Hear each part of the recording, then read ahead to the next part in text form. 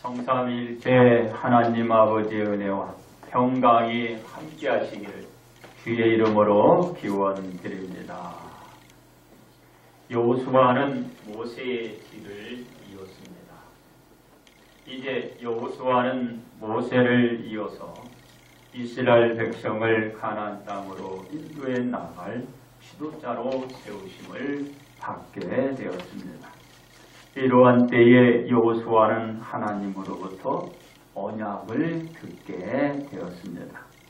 하나님께서 모세와 함께 있었던 것 같이 여호수아와 함께 있을 것이며 여호수아를 떠나지 아니하며 버리지 아니하신다라는 말씀이었습니다.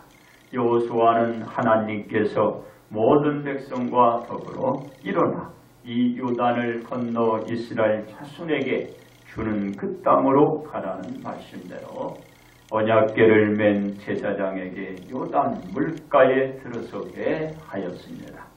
그러므로 준행의 철로 역정이란 제목으로 여러분들과 함께 이 시간에 은혜를 나누고자 합니다. 첫째로 준행에 가는 도강의 길입니다. 각 지파는 한 사람씩 차출한 12명을 택하고 언약궤를 제사장들로 메고 백성 앞에서 나아가게 했습니다. 언약궤 맨 제사장들의 뒤로 모든 백성이 요단을 건너려고 자기들의 장막에서 모여들어 따랐습니다. 왜냐하면 여호수아가 모든 백성에게 온 땅의 주의 언약궤가 백성들 앞에서 요단을 건너가신다고 말했기 때문입니다.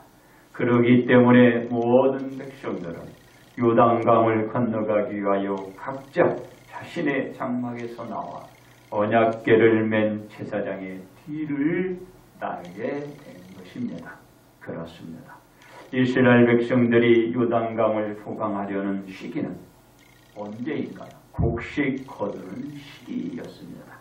그 시기는 어느 4월 내지 5월경이었습니다. 이 상황은 요단강물의 수위가 평상시보다는 높다라는 것을 알 수 있습니다. 왜? 비가 많이 왔거든요. 비가 안 내리고 이와 같이 비가 모여드는 그런 이 공간이었거든요. 다시 말해서 요단강은 물이 항상 언덕에 넘쳐나서 건너가는 문제가 쉽지 않았다는 것을 단적으로 보여주고 있는 것입니다. 이 사태가 된 요단강을 포강해 가는 길은 물길도 물길이지만 물살과 파도의 저항도 만만치 않고 아마 어려웠을 것입니다. 그래도 하나님의 말씀대로 준행하여 언약궤를 맨 제사장들의 발이 어디에 내딛었나요? 요단강 물가에 잡니다. 놀라운 일이 벌어지게 된 것입니다. 그렇습니다. 바로 위에서부터 흘러내리던 물이 그친 것입니다. 가까운 매우 사르단에서 또한 멀리는 또 아담 성읍편들이 이런 이게 물이 흐르다가 이게 딱 멈춰진 거예요. 그러자 어떻게 됩니까? 바로 아라바 이 바다 여매, 그러니까 사해 쪽으로 흘러가는 그쪽의 물이 안 흐르는 거예요. 그러니까 위에서 흐르는 물이 밑으로 흘러가지 아니했다 그 말이에요. 그래서 위에서 흐르는 물은 어떻게 되나요? 거기에 보니까 흘러가는 그 물은 이렇게 끊치자 이제 싸져 나가게 된 거죠. 이러한 일이 하나님께서 여호수아에게 말씀하신 그대로 벌어지고 모든 백성들은 그 자신들의 눈으로 믿기지 않는 바로 그 광경을 그들이 보게 되는 거예요. 목도하게 되었다라는 것이죠. 그렇습니다. 요단강물이 흘렀다가 멈추니 뭐라고 그랬어요? 멈추니 어떻게 돼요? 뭔가 변화가 나타나야 되잖아요. 변화가 나타난 것이 바로 물이 성벽을 쌓아 올라가듯이 물벽을 쌓아 올라간 거예요. 물벽을 이렇게 올라가는 거. 사람의 힘으로도 되지도 않지만 과학적으로는 되지 않아요. 어떻게? 바로 하나님의 역사가 바로 이 물벽을 쌓아 올라가는 거죠. 이렇게 쌓아 올라가는 거. 그러자 모든 백성들은 요단강을 편히 길을 건너가듯이 이 요단강을 도강에 나아갔습니다. 나아가는 거예요. 이러한 일에 그 사건은 이스라엘 백성들이 언제 또 경험을 했나요? 바로 애굽에서 그들이 출애굽해 홍해바다를 건너갈 때 이런 일이 일어났어요. 이런 일이. 그래서 이 홍해바다를 도강할 때 1세대가 겪은 것입니다. 1세대가. 이 1세대는 또 그 놀라운 역사를 겪고 나서 제대로 신앙생활을 하지 않았어요. 하나님을 경외하기보다는 그들은 불순종에 더 가까이 갔어요. 그리고 믿지 않았습니다. 그 불순종으로 인하여 이들은 광야 40년을 헤매고 다니고 그 생활 속에서 다 죽고 말았던 것입니다. 바로 오늘 이 이스라엘 백성들을 이끌고 끌어가는 여호수아 그리고 갈렙 등의 몇 명만 살아남았기 때문에 거의 홍해바다에서 일어난 그 사건이 오늘 요단강 이 광경에 똑같다는 걸 모르는 거죠. 몇 사람만 알고 있는 거예요. 몇 사람만. 네. 그래서 모르는 상황 속에 또다시 하나님의 위대한 이 역사를 보게 되는 거예요. 몇몇 사람. 그러나 이 세대는 처음 보는 거예요. 처음 보는 거예요. 그렇습니다. 우리가 믿지 않으면 아무것도 할 수가 없는 거죠. 믿어야 해요. 믿어야. 그렇습니다. 그 홍해바다나 요단강이나 모든 것이 하나님 말씀에 의한 주행으로 이 도강이 기록하는 것이죠. 기록하는 것이죠. 그래서 우리가 믿으면 됩니다. 그러나 이것을 우리가 듣고 또 많은 얘기가 있었기 때문에 이런 일들이 일어난 것을 알 수 있겠죠. 그럼 믿으시기 바랍니다. 그래서 여호수아가 이스라엘 백성을 이끌고 요단강을 도강하게 되는 것 역시도 하나님 말씀에 의한 준행에 따라 하나님의 언약궤를 맨 이 제사장들은 요단강 가운데 많은 땅에 어떻게 굳게 서 있었어요. 그런데 이들이 서 있는 그 땅 바로 그게 요단 강이잖아요. 강. 흐르는 물을 흐르지 않고 쌓아 올라갔습니까? 겁나지 않겠어요? 언제 이 지금 무너져가지고 그 덮칠 줄 모르잖아요. 왜 그러죠? 바로 홍해바다가 그래요. 홍해바다. 양쪽으로 갈라지면서 이렇게 싹 싸졌죠. 그리고 이스라엘 백성들이 다 건너고 나니까 합쳐진 거예요. 사람들 위에 쏟아져 버렸어요. 다 익사로 죽는 거예요. 그러나 이들은 굳건하게 서서 모든 백성이 요단강 동강에 건너기를 마칠 때까지 움직이지 아니겠다라는 거예요. 왜 그들이 움직이면 안 됩니까? 거기에 다 있어야 돼요. 밟고 있어야 돼. 밟지 않으면 안 돼.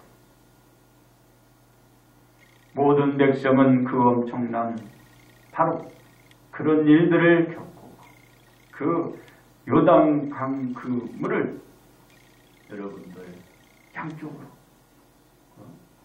이렇게 흘러갔잖아요. 그런데 위에서 흐르는 물이 딱 그치고 밑으로 흐르는 물이 없잖아. 그러니까 마른 땅이지. 그래서 무사히 건너가는 것을 볼 수가 있던 것입니다. 그래서 이들은 무사히 도강하여 땅으로 다들 무사히 건널 수 있게 되었다라는 것이죠. 모든 이스라엘 백성들이 여호사의 준행에 철로 역종으로 인하여 하나님께서 언약하신 대로 젖과 꿀이 흐르는 꿈에 그리던 가나안 땅을 밟게 된 것입니다. 얼마나 안전한 일이에요. 바로 여호수아에 의해서 준행의 철로 역종으로 이런 일들이 일어난 거예요. 바로 한 지도자가 만들어내는 것입니다. 이 지도자가 얼마나 중요한지 몰라요. 지도자가 잘못 이끌어가면은 수장에서 다 죽는 거예요. 근데 지도자가 잘 이끌어가면 불가능한도 가능케 되는 것입니다. 가능케 되는 것.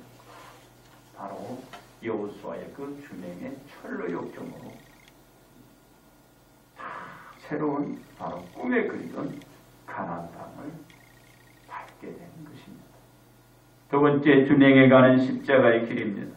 하나님의 말씀에 의한 요단강을 건넌 이스라엘 백성들은 먼저 어디에 닥칩니까?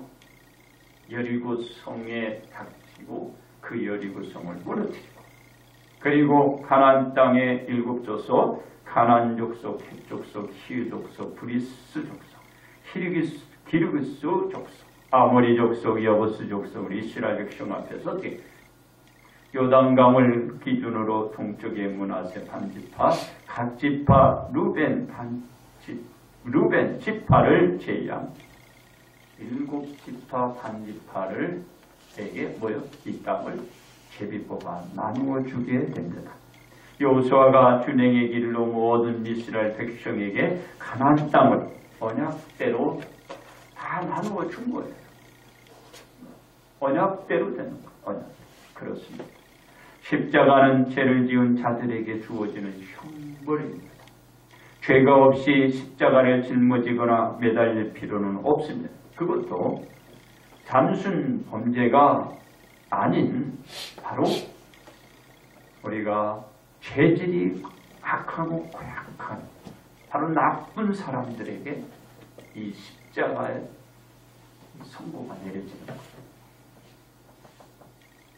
그런데 이 십자가 형벌이 약한 중재인에게 가해지는 만큼 고통이 이루 말할 수 없을 뿐만 아니라 무엇을 피해갈 수 없어요? 죽음을 피해갈 수 없어요.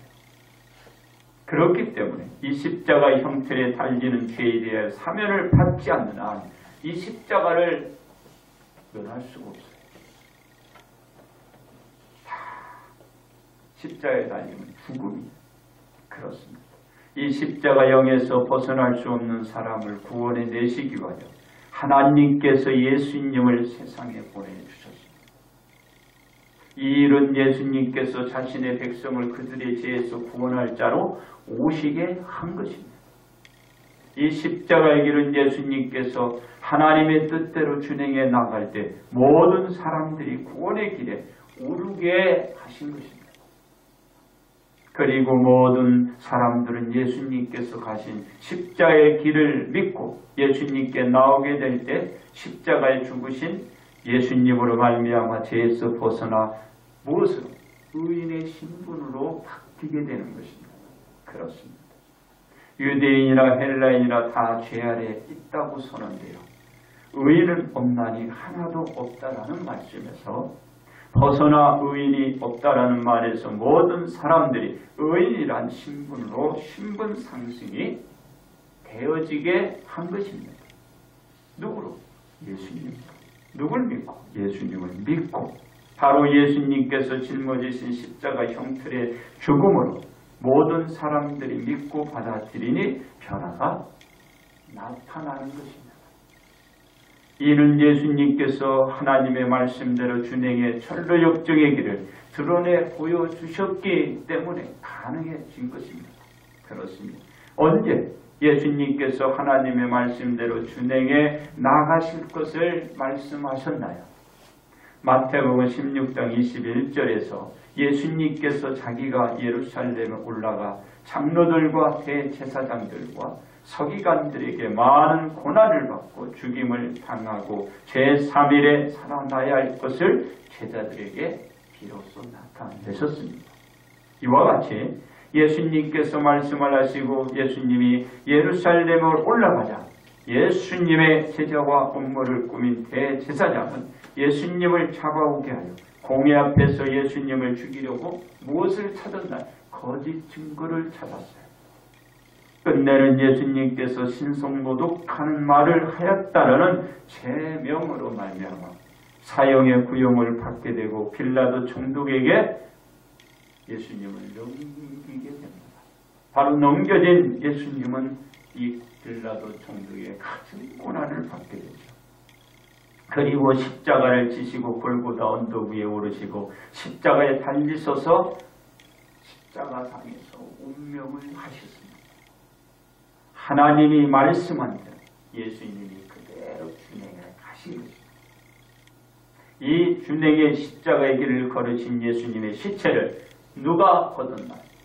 바로 요셉이라는 사람. 걷어서 깨끗이 세마포로 싸서 쇠무덤에 두고 큰 돌을 굴에 다 엎어갔다. 움직이지 못하지. 그렇습니다. 어떻게 되었나?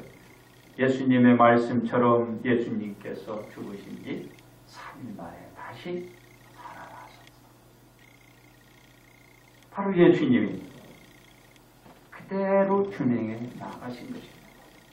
예수님께서 하나님의 말씀대로 준행해 철로 역정으로 모든 사람들의 그 죄를 씻어주시고 사해 주시면서 모든 사람들을 구원해 내신 것입니다.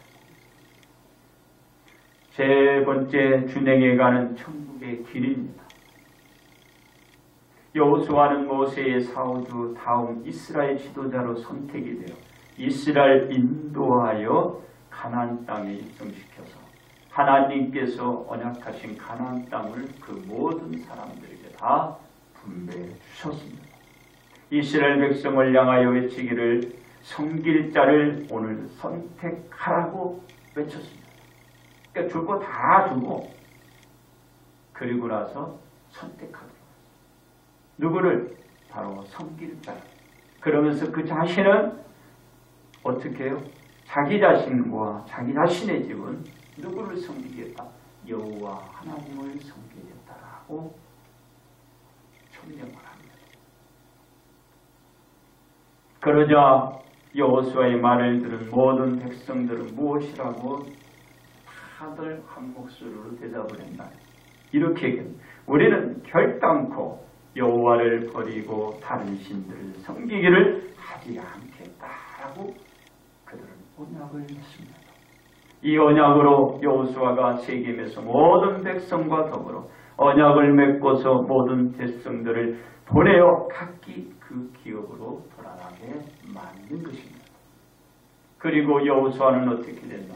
이제 자기 일을 다 했잖아요. 이스라엘 백성들을 적과 꿀이 부르는 가나안 땅으로 인도해 주셨고 그리고 그 땅을 분배해 주고 그리고 그들에게 뭐라? 언약가장 맺고 그리고 여호수아는 하나님 품 바로 그 10조의 자기 조상 그 품으로 돌아가게 됩니다. 몇 세입니까? 바로 110세에 죽어서 10조의 그 조상의 품으로 갔습니다.